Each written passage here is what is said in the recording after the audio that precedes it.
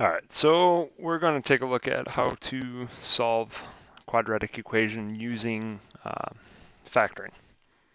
So the first thing we need to do is look at the steps to do this. So moving all the terms to one side so that they're all equal to 0. And then we're going to factor it. And then set each factor equal to 0 and solve for x. And those will be the solutions, also known as zeros or roots of the function. So it just tells you where the x-intercepts are, so where the graph crosses the x-axis. So in the first one, let's go ahead and factor this. So greatest common factor, we have 3x times x plus 4. We set both of these equal to 0 and solve for x. So the first one would be x equals 0. Next one would be x equals negative 4. So you can either do this step in your head or write it out like I did. Next one, we're going to factor to x minus 2, x plus 2.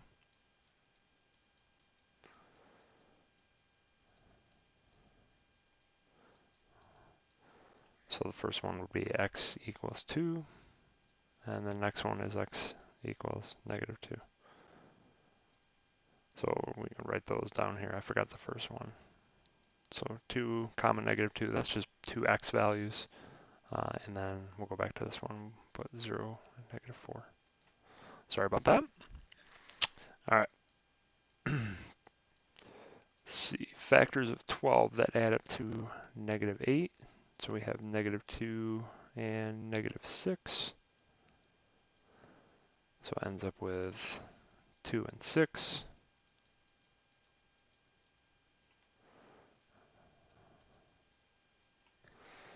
All right. This one we have a greatest common factor of 2, so we could just divide both sides of the equation by 2. So we'll still have the 0 over there. So we have 0. We would have, that would be a negative 12, a negative 1 there, and then a 1 out front. I didn't want that to happen. So x squared minus x minus 12. And factor that out. We'll get x minus 4 and x plus 3. So if we solve there, we have x equals negative 3 and x equals 4. All right, this one, we do not have a greatest common factor, so split this up.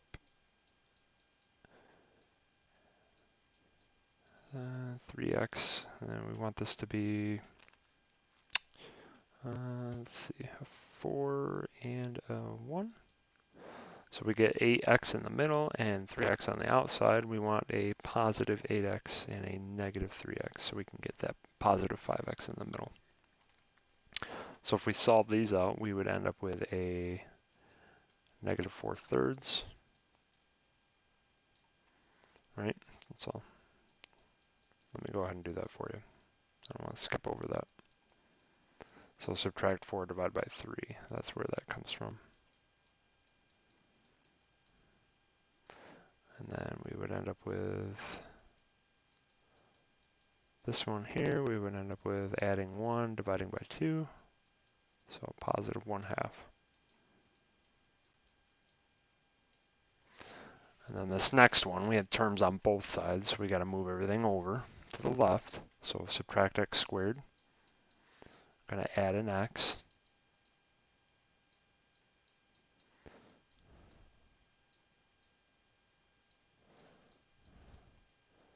So we get that equal to 0. And go ahead and factor. And we want numbers that multiply to negative 65 that would add to negative 8. So we get a 5 times 13. We want a negative 13 and a positive side to make sure when we add we get that negative 8. So we're going to end up with negative 5 and positive 13.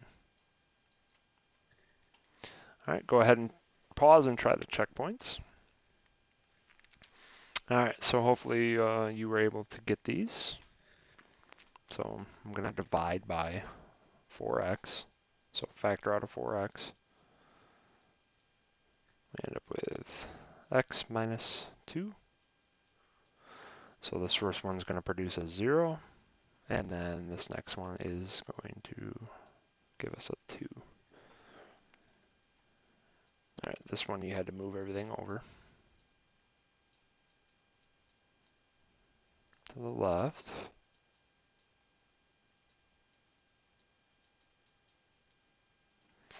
All right, so we want a 3x and an x. That's the only way to split those up.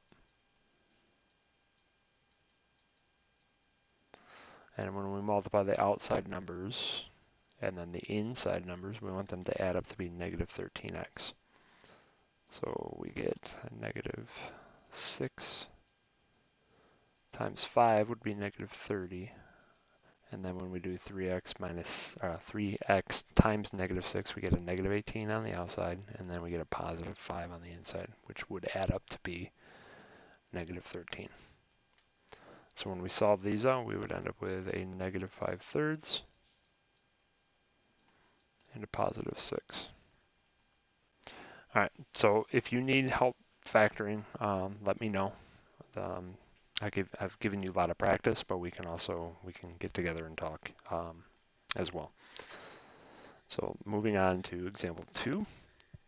So this first one is already in intercept form, so we know from intercept form we can find intercepts very easily. So we're taking our two factors and setting them equal to 0, so we end up with negative 5 and a negative 6. This one we got to factor out. So the f of x is going to turn into 0 because we want to know when y equals 0 is that x-axis. That's why we do that. So x minus 2 and x minus 3. So we end up with a 2 and a 3. All right, and then this one is in vertex form, if you remember. So what we have to do first is multiply this out. So x minus 1 times x minus 1. So we end up with x squared minus 2x plus 1 minus 25. That's set equal to 0. And we can combine that to be a negative 24 on the end. And now we factor. So we need things that multiply to be negative 24 and add to negative 2. So we're looking at x minus 6 and x plus 4. All right, I'll set both these equal to 0 and solve for x. We get negative 4 and a positive 6.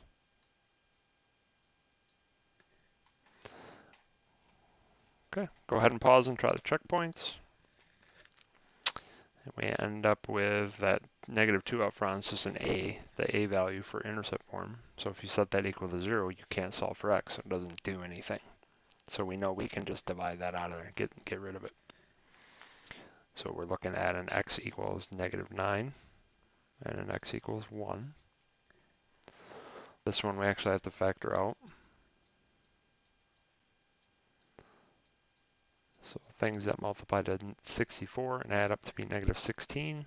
So we have negative 8, negative 8. And then when we go to solve this, we end up with positive 8. And they're both positive 8, so we only have to write it one time. And then this one, we have to keep that negative outside. Multiply that out.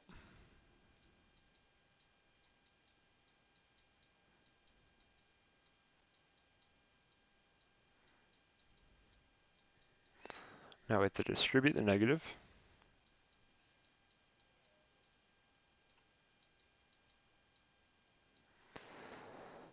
So we get positive 4x minus 4 plus 4.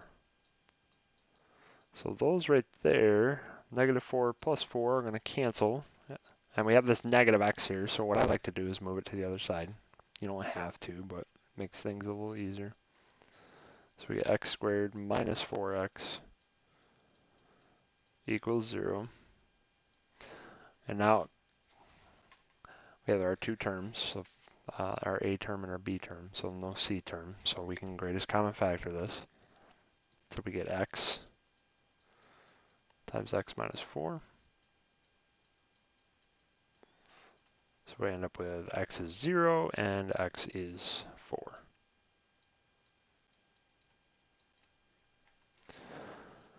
Okay, and last example here.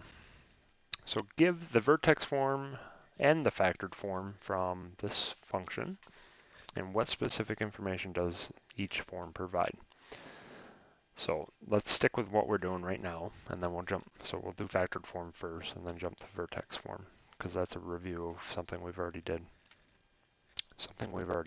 Sorry, it's very late right now. So factored form, all we have to do is factor that function out. So we have f of x equals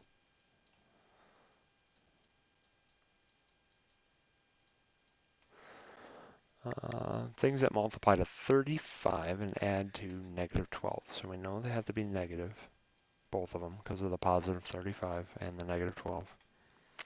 And 7 and 5. So that would be factored form, and this gives us x-intercepts. So that's shorthand for x-intercepts. And they would be 7 and 5 if they ask you to find them, but it doesn't. Vertex form. So remember, vertex form, we have to do completing the square.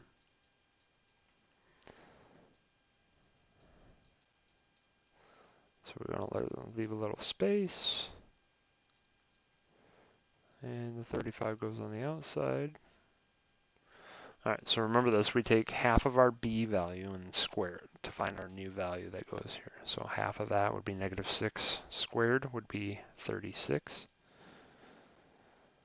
So plus 36 and minus 36 on the outside to balance, keep the equation balanced.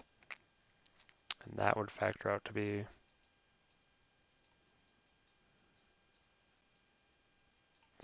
x minus 6 quantity squared and minus 1.